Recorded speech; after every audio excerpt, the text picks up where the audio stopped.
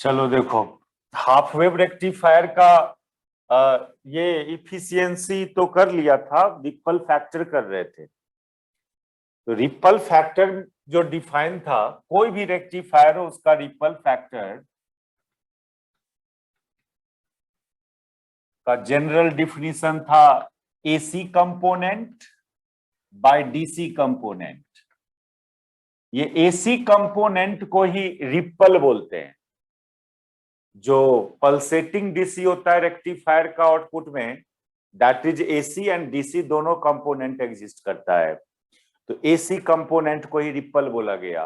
अब ripple factor define कर रहे हैं, तो AC component by DC component, ये जनरल डिफिनेशन। अब ये आई एसी कैसे निकलेगा आपको, तो इसमें एक पिछले क्लास में जे ऑपरेटर मेथड बता रहे थे। अल्टरनेटिंग करंट सर्किट का कोई भी वेरिएबल जो होता है, कोई भी पैरामीटर्स जो होता है, उसको जे ऑपरेटर के टर्म्स में लिखा जाता है।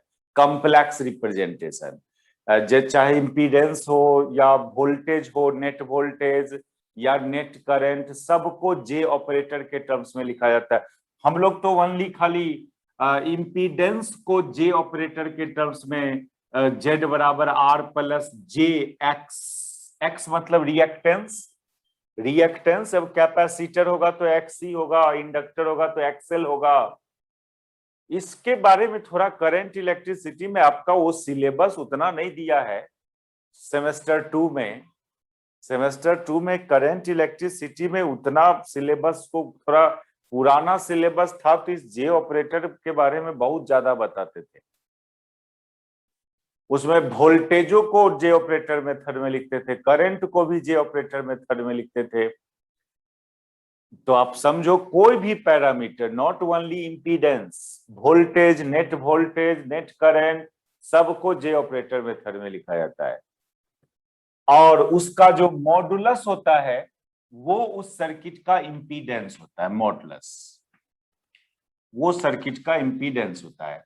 सिमिलरली करंट की बात करेंगे तो जो करंट होता है आई आर एम एस, इसी तरह से I R M S square, ये I A C square plus I D C square.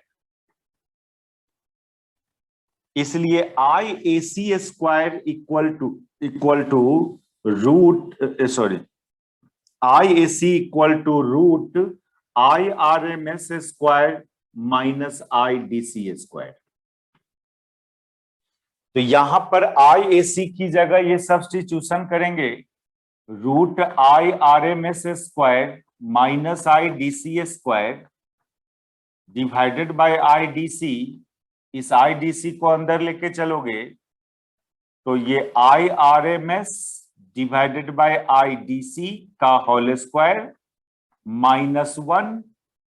जब अंदर में जाएगा तो ये स्क्वायर के रूप में जाएगा अंदर में, ये आया। अब ये हाफ वेव रेक्टिफायर के लिए इसका वैल्यू क्या होगा, तो हाफ वेव रेक्टिफायर के लिए, फॉर हाफ वेव रेक्टिफायर,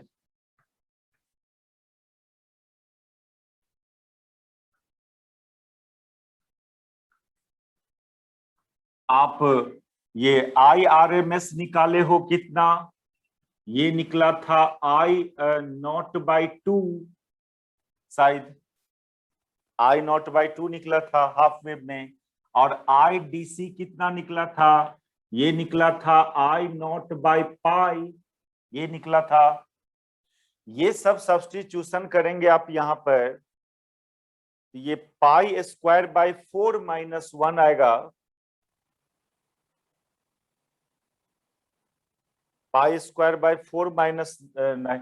इसको सर आई नॉट बाई 4 ना, क्या I R M S square न था, I nought by 4, I nought square by 4। Yes sir sir I R M S square आया था, I nought square by 4। तो खाली आई not की बात कर, आई आर एम एस की बात करेंगे तो आई नॉट बाई 2, ठीक है ना। Yes sir. Sir I nought by root 2 होगा सर। I R M S square क्या निकला था, I nought by 2 sir, I nought square by 2 square by 4। 4 के 2 sir. Yes sir, I nought square by 4 था आई इसका भी। आई नॉट स्क्वायर बाय 4 था, फिर आई आरएमएस निकला था आपका आई नॉट बाय 2। ठीक है सुधांशु, ठीक है। तो इसको सब्स्टिट्यूट करें, में लिख ली, उतारिए पहले इसको।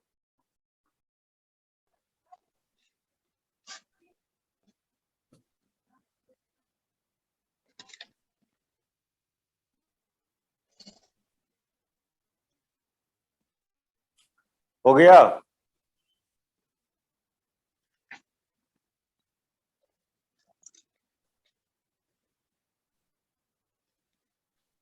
ये रिजल्ट थोड़ा एक्सेप्ट करना है आपको। यहाँ पर ये चीज अल्टरनेटिंग करंट सर्किट जब पढ़ा जाता है तो इसको देखते हैं हम लोग। लेकिन सर, हेलो सर। हाँ sir I R M S is equal to I nought by root 2 होता है सर। 11 और 12 वाला आईआरएमएस बोल रहे हैं? हाँ सर। हाँ, तो वो कब होता है? जब दोनों इंटर हाफ टाइम पीरियड में करंट रहे तब ना। हाँ सर, दोनों हाफ टाइम पीरियड के लिए, तो 0 से t/2 के लिए। तो ये तो आधा ही हाफ टाइम पीरियड में करंट रहता है ना आप वेब में। सर यहाँ पे आप 0 से t लिए हैं क्या सर? इंटीग्रेट किए थे ये आईआरएमएस के लिए। आईआरएमएस का डिफिनीशन क्या है? आई स्क्वायर का एवरेज, ये है डिफिनीशन का रूट, ये डिफिनीशन है। इसका हाँ, स्क्वायर सर। कर देते हो, इसका स्क्वायर कर दोगे तो ये रूट हट गया, यानी आई स्क्वायर का एवरेज। और आई स्क्वायर का एवरेज क्या? पिछला क्लास नहीं किए थे क्या? नहीं सर, एब्सेंट थे। अब देखिए तो फिर इसलिए ना, आई स्क्वायर का एवरेज, किसी भी चीज का एवरेज निकालना है तो उसका इंस्टेंटेनियस वैल्यू को इंटीग्रेट करो। आई स्क्वायर का एवरेज निकालना है तो आई स्क्वायर को इंटीग्रेट करो किस इंटरवल तक? 0 to capital T by time interval से डिवाइड करो। लेकिन क्या है, हाफ वेव में तो 0 टू t/2a तक ना करंट रहता है क्या? हाँ सर, हाँ सर, करंट एग्जिस्ट 0 से t/2। t/2 से t में करंट 0 होता है, ये इंटीग्रल 0 टू t/2a हो जाएगा और यहाँ t ही यहाँ t रहेगा, क्योंकि एक टर्म और है जो 0 हो गया यहाँ, इसलिए ये आता है रिजल्ट। अभी फुल वेव करेंगे तो उसमें आई नॉट बाय रूट 2 होगा आरएमएस, क्योंकि फुल वेव रेक्टिफायर में दोनों इंटरवल में करंट रहता है, दोनों हाफ टाइम पीरियड में। ठीक है, तो चलो इसको सब्स्टिट्यूट करेंगे। इस रिपल फैक्टर को गामा से डिनोट किया जाता है जनरली, गामा से रिपल फैक्टर को। ये एक जनरल रिलेशन रिपल फैक्टर का। Sir I D C is equal to कितना लिखे हैं? I nought by I D C, I nought by pi. Sir दिख नहीं रहा है सर। पाई, हाँ नहीं दिख रहा होगा थोड़ा नीचे। तो इसमें ये जनरल रिलेशन है रिपल फैक्टर का, यही यूज करेंगे हम लोग फुल वेव वाले में भी। हाफ वेव में यूज करोगे तो हाफ वेव का आई आर एम एस था आई नॉट बाय 2 और आई डी सी था आई नॉट बाय पाई। ये सब्स्टिट्यूशन कीजिएगा, ये सब्स्टिट्यूशन इसमें कीजिएगा तो गामा का वैल्यू 1 से ग्रेटर आएगा। देखो ना, ये रूट यहाँ पर आई आर एम एस की जगह I nought by 2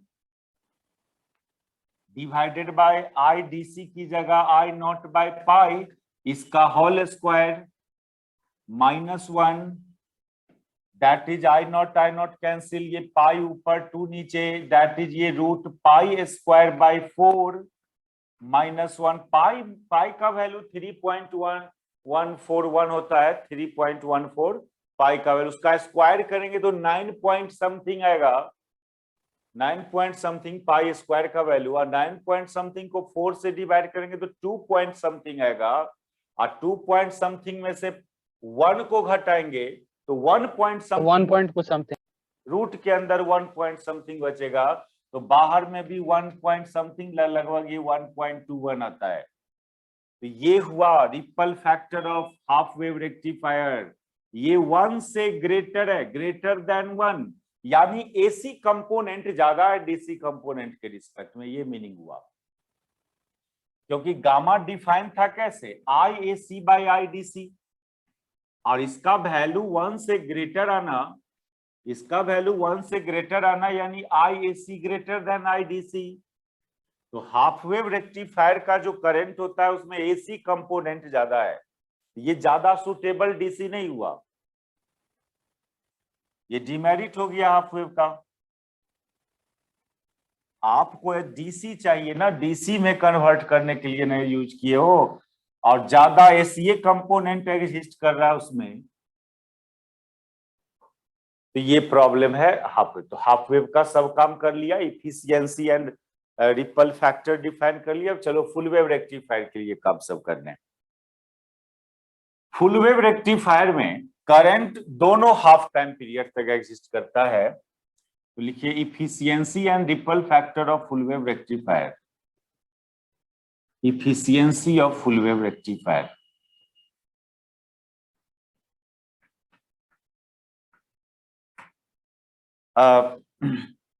in full wave rectifier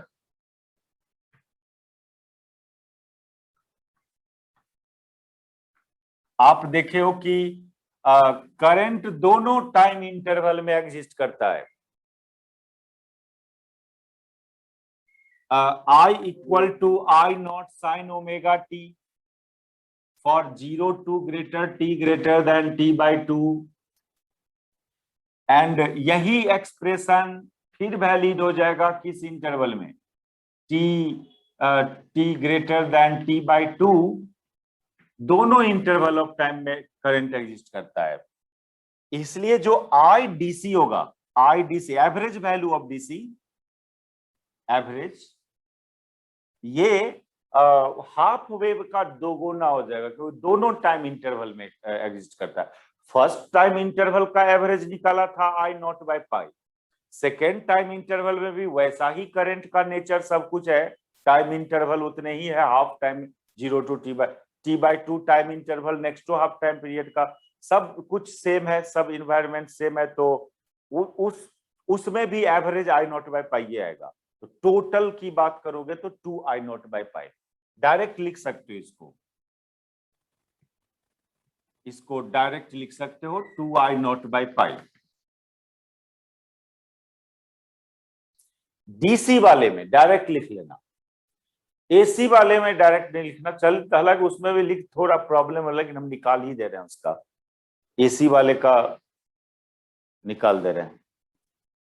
DC average value है, एवरेज वैल्यू एक कांस्टेंट वैल्यू होता है, जितना average first half time period में आया I not by pi, second half time period का भी एवरेज DC करंट इतना ही, और IRMS फाइंड करेंगे यहां पर, तो फिर ये इसका स्क्वायर फाइंड करोगे तो ये हो जाएगा करंट का square 0 to t dt by t minus 0। अब यहां पर इंटरवल तोड़ने की जरूरत नहीं है, क्योंकि दोनों इंटरवल में सेम करंट है दोनों इंटरवल में, तो डायरेक्ट यहां पर वो सब्स्टिट्यूशन कर देंगे, I not square sine square omega t dt 0 to t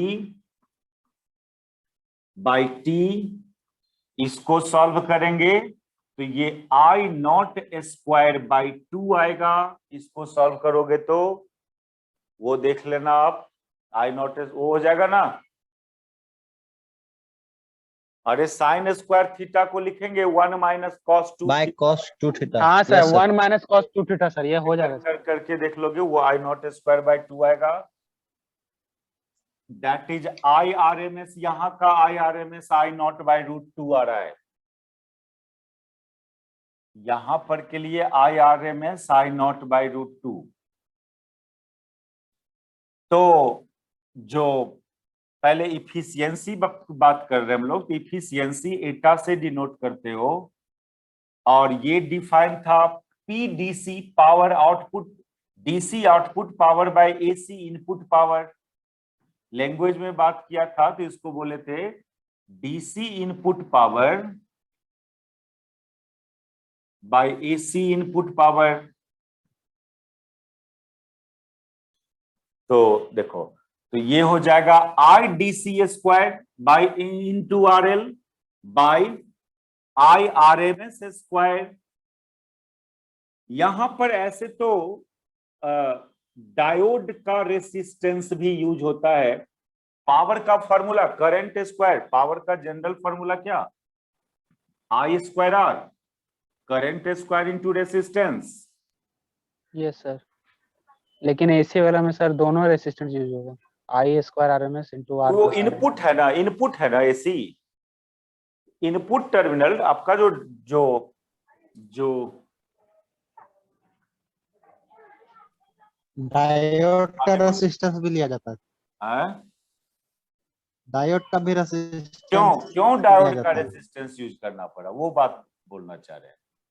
ये इधर तो था सेकेंडरी क्वाइल, क्योंकि इनपुट इधर सेकेंडरी क्वाइल था ट्रांसफार्मर का, और इधर आपका रेक्टिफायर सर्किट था। तो इस दो टर्मिनल से आप देखोगे उधर, तो आपको डायोड का भी रेसिस्टेंस यूज करना होगा, लॉट रेसिस्टेंस भी नहीं। जी सर, सर्किट को देखने का एंगल अलग अलग होता है ना।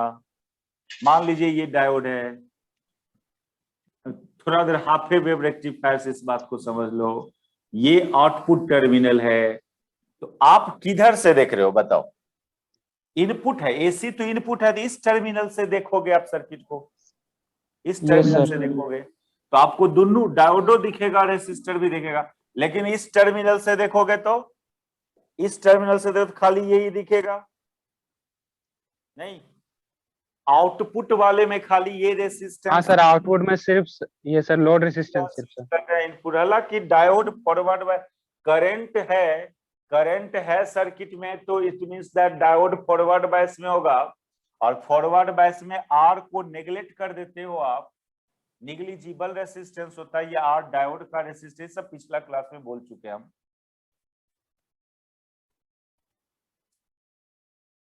तो इसको सॉल्व कर लीजिएगा, वैल्यू तो निकाल दिए ना आर आई डी सी उसी का, कर लोगे ना सॉल्व। ये 0.81 R L by R plus R L इतना आएगा।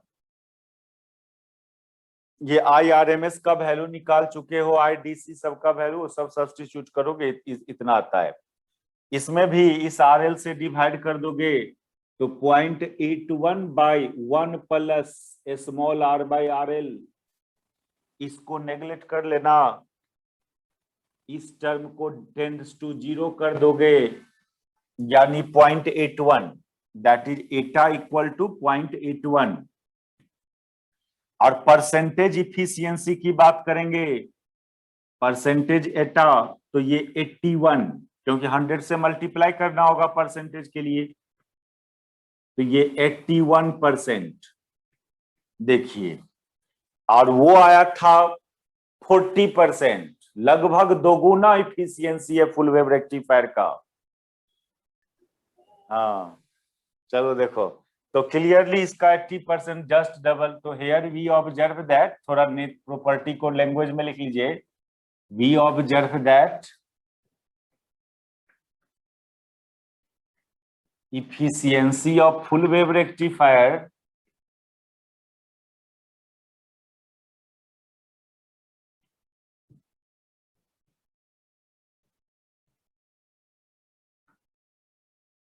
is a double of half wave rectifier।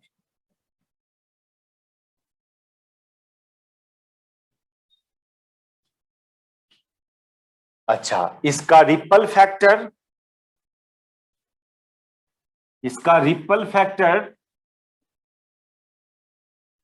General expression अभी अभी डिराइव किया था रिपल फैक्टर का, लिख लो रिपल फैक्टर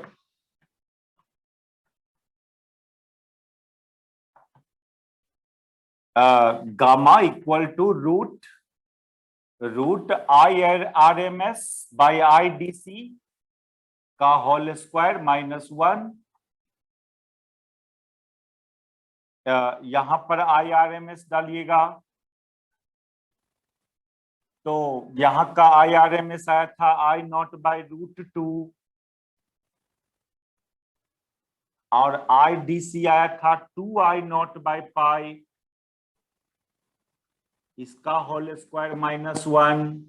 इस सब को सॉल्व करना ना, ये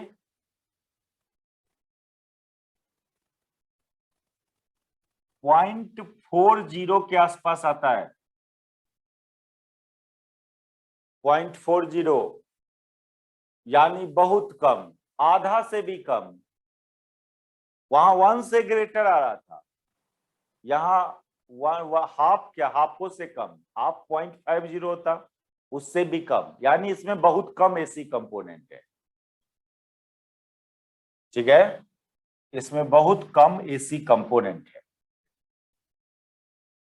तो अब आप देखो half wave and full wave rectifier में मेरिट डिमेरिट ये थोड़ा हम डिस्कस कर दे रहे हैं, और हम बोलेंगे कि आप बुक से ये एडवांटेज डिसएडवांटेज थ्योरेटिकल बात है, वो थोड़ा अपना नोट्स में उतार लेना। एक तो एडवांटेज हाफ वेव का क्या देखा कि उसका रिपल फैक्टर ज्यादा है 1 से, यानी ज्यादा एसी कंपोनेंट है।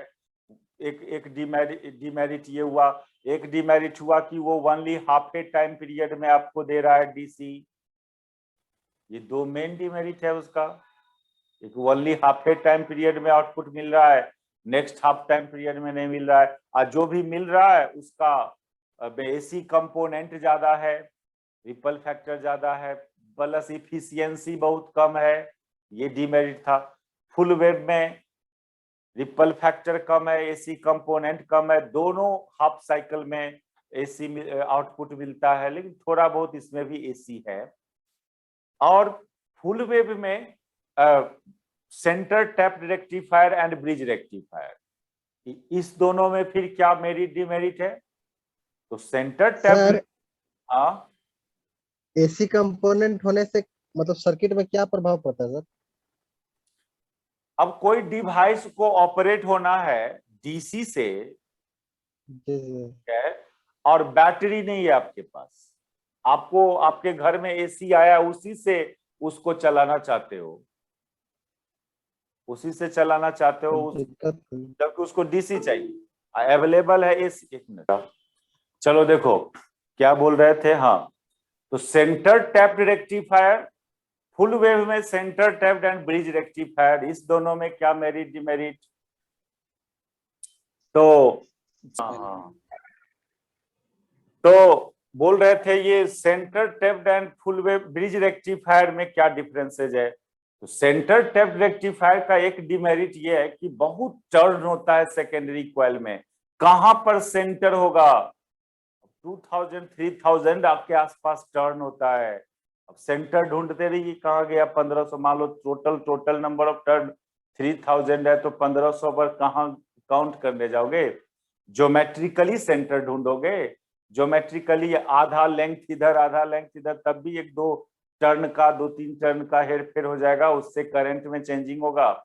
एक ये प्रॉब्लम। दूसरा प्रॉब्लम कि आप टच कर रहे हो वायर को सेकेंडरी कॉइल से, इंसुलेशन नहीं रह पाएगा, इंसुलेशन नहीं रह पाएगा, उसमें टच कर रहे हैं। और ये डिमेरिट है। एक और डिमेरिट है, इसका पीक इनवर्स वोल्टेज कम होता है। अब ये क्या पीक इनवर्स वोल्टेज, ये डिफरेंस थोड़ा समझो, और तो लिख लोगे आप, और सब में नहीं दिक्कत होगा। वो जो दूगो बात बोला, सेंटर टैपिंग ढूंढना थोड़ा इम्पॉसिबल होता है। इंसुलेशन, टच करने जा रहे हैं आप तो इंसुलेशन नहीं रह पाएगा, कहीं टच उंगली से टच हो गया, उसको सटाने उठाने में ये प्रॉब्लम। ये वो सब तो खैर हो जाएगा। ये पीक इनवर्स वोल्टेज, PIV, इसका पूरा नाम है peak inverse voltage.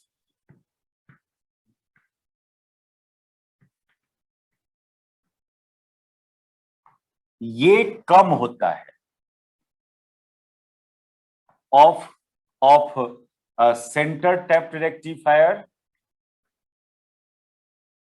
Centre tapped full wave rectifier,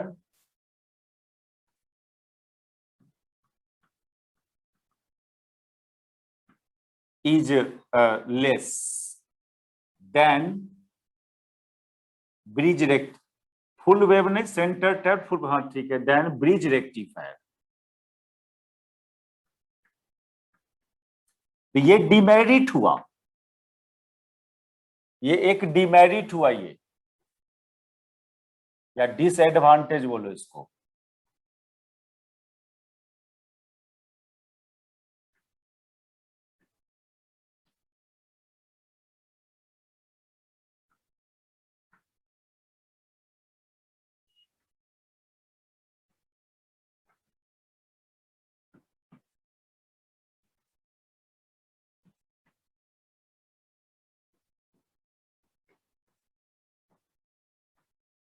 तो half wave and full wave में तो समझ गया कि फुल वेव ज्यादा बेहतर होगा इफिशियंसी के मायने में, रिपल फैक्टर के मायने में।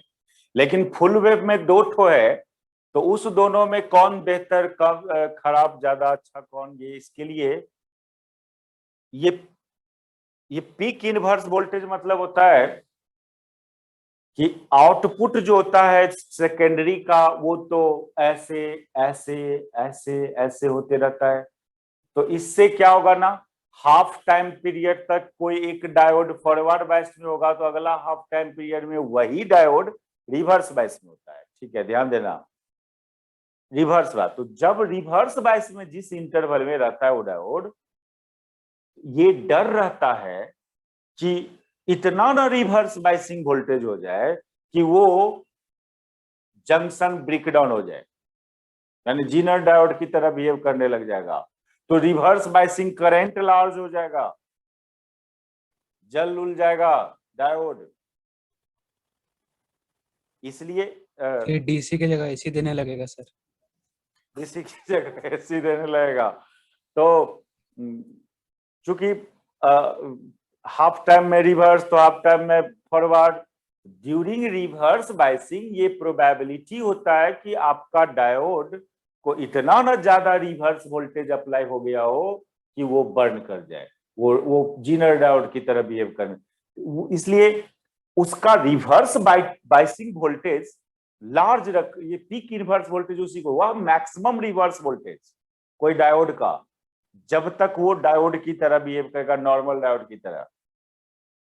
अब उससे ज्यादा करोगे रिवर्स वोल्टेज तो वो फिर जीनर डायोड की तरह बिहेव करने लग जाएगा। तो कम होना किसी डायोड का पीक इनवर्स वोल्टेज का कम होना, यानी कम ही रिवर्स वोल्टेज पर वो जीनर डायोड की तरह बिहेव करने लगा, नहीं।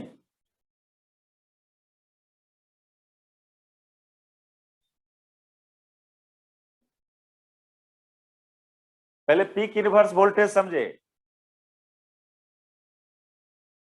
पीक मतलब हाँ मैक्सिमम, सर समझ गए। पीक मतलब मैक्सिमम, इनवर्स मतलब रिवर्स पोटेंशियल। वो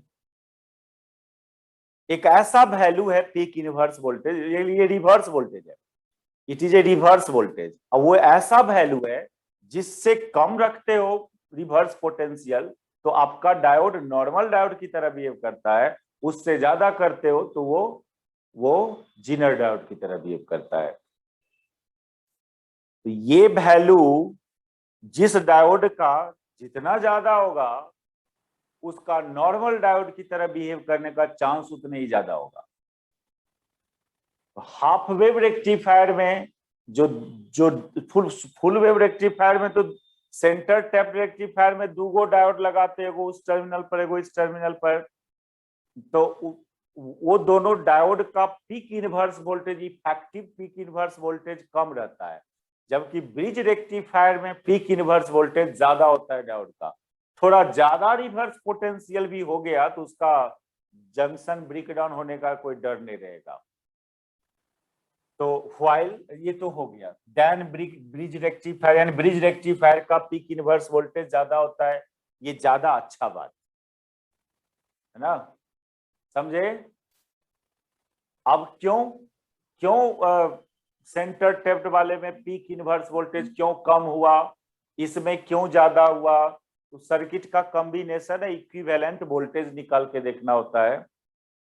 अब देखो ये डायोड का अदर एप्लीकेशन है, ये तो बहुत सिंपल एप्लीकेशन पढ़ा, रेक्टिफायर में LED, photo diode, Zener diode, ये सब छोटा छोटा ये सब एप्लीकेशन 12 लेवल में था।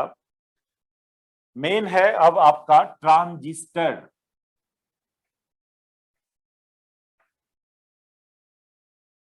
देखो ट्रांजिस्टर ये एक इलेक्ट्रॉनिक डिवाइस है जो डायोड का ही कॉम्बिनेशन होता है और इसका यूज बहुत पर्पस में होता है। मेनली हम लोग यहाँ पर इसका यूज मेन जो यूज है इसका वो टू एम्पलीफाई ए सिग्नल, कोई सिग्नल का एम्पलीट्यूड को इंक्रीज करने के लिए यूज करना है। लो एम्पलीट्यूड का सिग्नल है उसको हाई एम्पलीट्यूड में। दो डायोड का कॉम्बिनेशन है। पहले तो इसका कंस्ट्रक्शन को देखेंगे। अच्छा, इसमें भी दो टाइप का एम्पलीफायर है, एक को बोलते हैं बीजेटी, दो टाइप का ट्रांजिस्टर, और एक को एफईटी। बीजे इसको बोलते हैं बीजेटी, शॉर्टली इसलिए नाम रखा गया, इसको बोलते हैं बाइपोलर जंक्शन ट्रांजिस्टर, और इसको बोला गया है field effect transistor. Field effect transistor, इसको यूनिपोलर भी बोल सकते हो, यूनिपोलर ट्रांजिस्टर। तो दोनों पढ़ना है, लेकिन ज्यादा यूज करेंगे हम लोग बीजेटी का। ये बस होता क्या है इसका प्रॉपर्टी सब देखेंगे, लेकिन कोई अदर चाहे ऑसिलेटर हो या एम्पलीफायर हो, मेनली यही इसी को देखना है, बीजेटी को। अब क्या डिफरेंसेज है इस बीजेटी एंड एफईटी में, क्यों इसका नाम बीजेटी रखा गया इस ट्रांजिस्टर को? तो इसमें ना जो चार्ज पार्टिकल सब का जो मोशन होगा वो दोनों टाइप का, इलेक्ट्रॉन का भी एंड होल्स का भी इसमें, यानी पॉजिटिव चार्ज पार्टिकल्स का भी मोशन होगा सर्किट में एंड निगेटिव चार्ज पार्टिकल का भी, इसलिए बाइपोलर बोलते हैं इसको। जबकि इसमें कोई एक, या तो इलेक्ट्रॉन का मोशन करवाया जाएगा या होल्स का, इसलिए इसको यूनिपोलर बोलते हैं। थोड़ा इसके बारे में और नीचे लिखो। In this transistor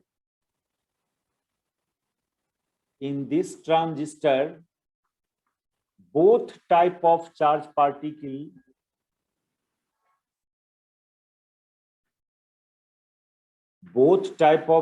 particle bracket में लिख दो electron and hole,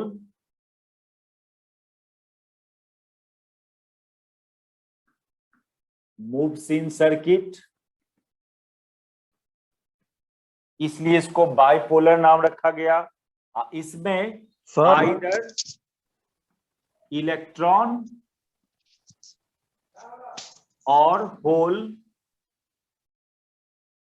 moves in circuit.